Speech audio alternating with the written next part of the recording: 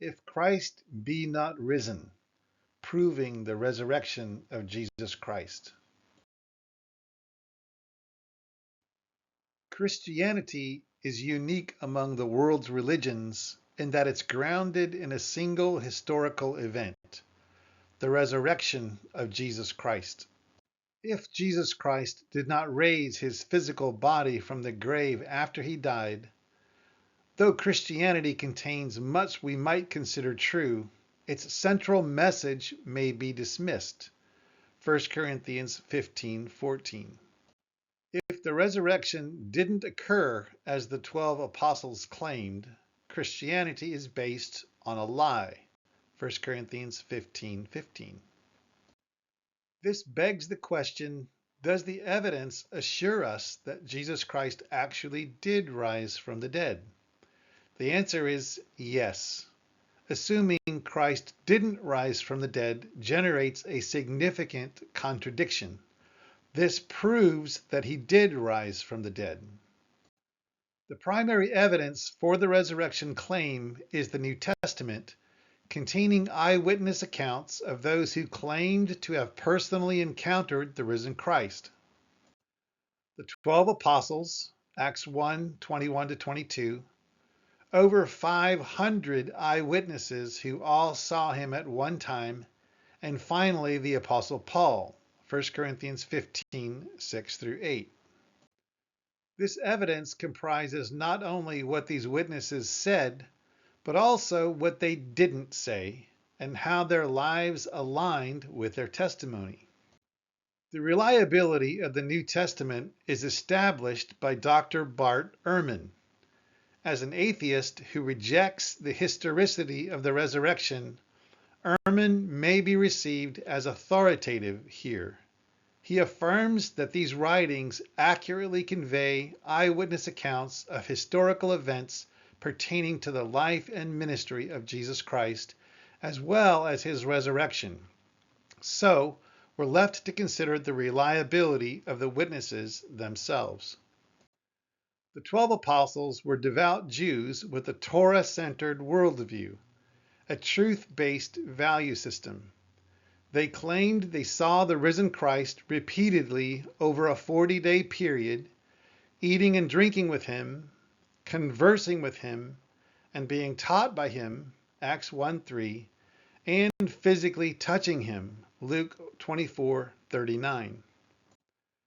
If their resurrection claim is false, the 12 apostles all knew they were lying, and they must have had a compelling motive for conspiring together to do so. However, the apostles expected no temporal benefit through their testimony.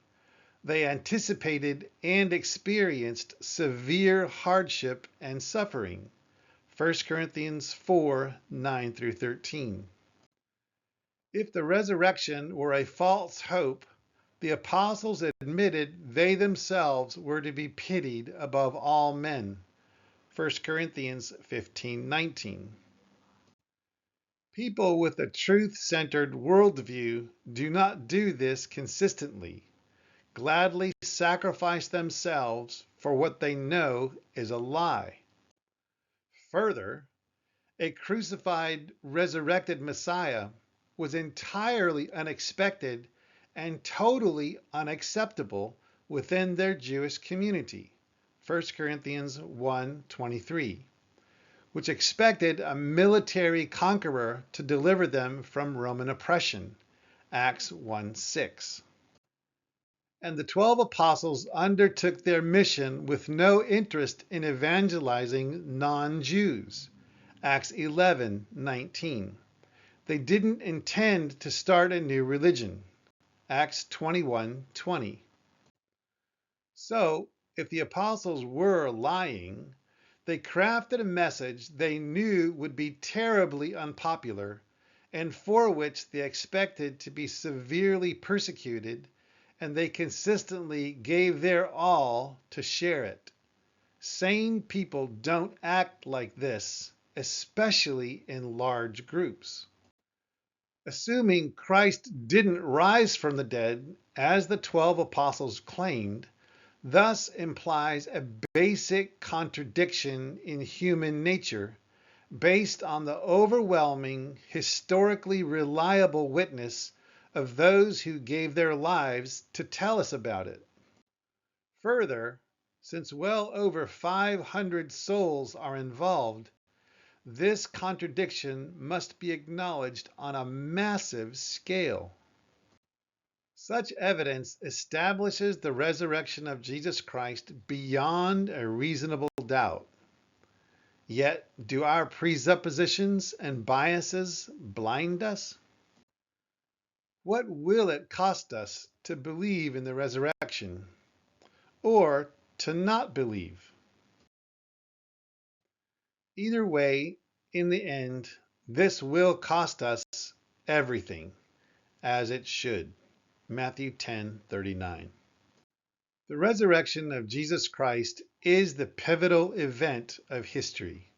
It changes everything. Acts 17:30 and 31.